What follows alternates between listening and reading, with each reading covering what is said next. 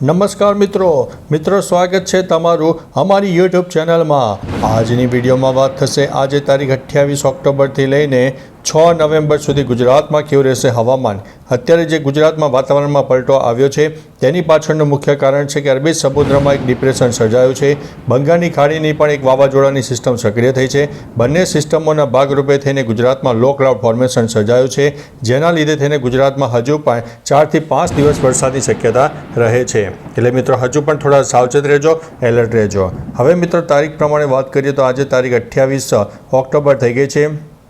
તો આજે સમગ્ર સૌરાષ્ટ્ર સહિત મધ્ય ગુજરાત, દક્ષિણ ગુજરાતના અનેક ભાગોમાં યલો એલર્ટ આપી દેવામાં આવ્યું છે। કોઈ વિસ્તારમાં તો 1 ઇંચથી લઈને 4 ઇંચ સુધીના પણ વરસાદ થઈ શકે છે। મહત્વનું છે કે અત્યારે જે અરબી સમુદ્રના ભેજવાળા પવનો મળી રહ્યા છે, અરબી સમુદ્રનું ડિપ્રેશન પણ સર્જાયું છે, જેના લીધે થઈને ગુજરાતમાં હજુ પણ વરસાદની સંભાવના રહે છે। કચ્છમાં વરસાદનું પ્રમાણ ખૂબ જ ઓછું રહે અથવા તો નહીવત વરસાદ થાય, પરંતુ સૌથી વધારે ખતરો સૌરાષ્ટ્રના મોટાભાગના વિસ્તારમાં રહેલો છે। એટલે મિત્રો થોડા સાવચેત રહેજો, એલર્ટ રહેજો। ત્યારબાદ મિત્રો તારીખ 29 ઓક્ટોબરની વાત કરીએ તો 29 ઓક્ટોબરે પણ તમે જોઈ શકો છો તે પ્રમાણે ગુજરાત ઉપર વરસાદી વાદળો રહેશે।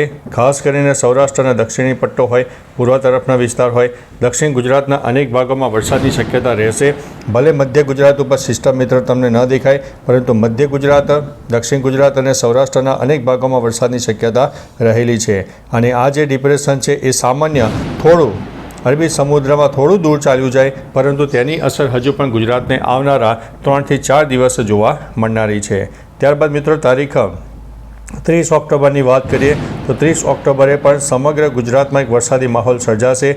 મધ્ય ભારત સહિત રાજસ્થાનના અનેક ભાગો સહિત ગુજરાતના પણ સૌરાષ્ટ્ર, દક્ષિણ ગુજરાત, મધ્ય ગુજરાતના અનેક ભાગોમાં વરસાદની શક્યતા રહે છે। મહત્વનું છે કે સિસ્ટમનો ઘેરાવો મજબૂત છે અને લાંબા ગાળાની સિસ્ટમ છે, જેના લીધે થઈને હજુ પણ ગુજરાતમાં વરસાદની શક્યતા રહે છે।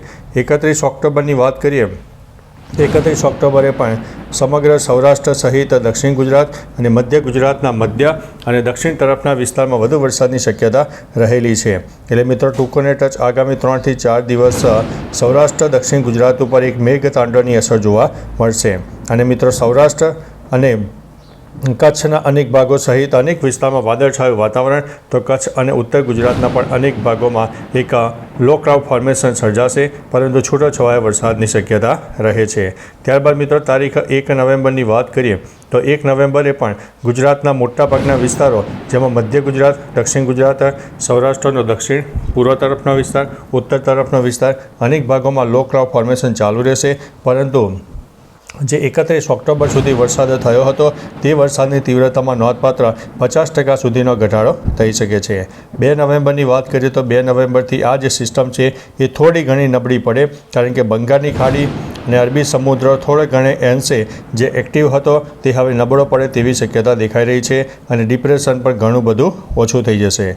ત્યારબાદ મિત્રો તારીખ 3 નવેમ્બરની વાત કરીએ તો કચ્છના પશ્ચિમ તરફના વિસ્તારમાં વરસાદની શક્યતા રહે છે। દક્ષિણ ગુજરાતમાં પણ વરસાદની શક્યતા રહે છે, કારણ કે દક્ષિણ ગુજરાતથી લઈને કેરળ સુધી વરસાદની ટફ રેખા સર્જાશે। અરબી સમુદ્રના ભેજવાળા પવનો પણ સામાન્ય મળશે। એટલે 3 નવેમ્બરે પણ કહી શકાય કે દક્ષિણ ગુજરાત અને કચ્છના અનેક વિસ્તારમાં વરસાદની શક્યતા થોડી ઘણી રહે છે। 4 નવેમ્બરની વાત કરીએ તો 4 નવેમ્બરે તમે જોઈ શકો છો તે પ્રમાણે ગુજરાત ઉપર કોઈ મોટી સિસ્ટમ અસર નહીં કરે। કોઈ જગ્યાએ છાંટાછૂટી અથવા તો હળવા મધ્યમ વરસાદની શક્યતા રહે છે। 5 નવેમ્બરની વાત કરીએ તો 5 નવેમ્બરે પણ તમે જોઈ શકો તે પ્રમાણે 5 નવેમ્બરે વાદળ એકદમ ખુલ્લું થાય, ધીમે ધીમે વરસાદનું પ્રમાણ ખૂબ જ ઓછું થઈ જાય અને એક ઠંડીનો માહોલ આપણને જોવા મળી શકે છે। મહત્વનું છે કે આ જે સિસ્ટમ છે તેની અસર આપણને 5 નવેમ્બર સુધી વધુ જોવા મળી શકે છે। 6 નવેમ્બરની વાત કરીએ તો 6 નવેમ્બરે પણ દક્ષિણ ભારતના અનેક ભાગોમાં વરસાદ રહેશે। આ દક્ષિણ ગુજરાતથી લઈને કેરળ સુધી એક સામાન્ય વરસાદની ટફ રેખા સર્જાશે। એ દક્ષિણ ગુજરાતમાં લો ક્લાઉડ ફોર્મેશન જોવા મળશે। કોઈ વિસ્તારમાં છાંટાછૂટી થાય તેવી શક્યતા છે। એટલે મિત્રો ધીમે ધીમે વરસાદી માહોલ પણ દૂર થશે, પરંતુ નવેમ્બરનો પ્રથમ સપ્તાહ પણ આપણને થોડો ઘણો હેરાન કરી શકે છે। બાકી મિત્રો ગઈકાલે તમારા વિસ્તારમાં કેવું પ્રમાણ હતું વરસાદનું, તમામ પ્રકારની માહિતી આપજો, જેથી અન્ય મિત્રો જાણી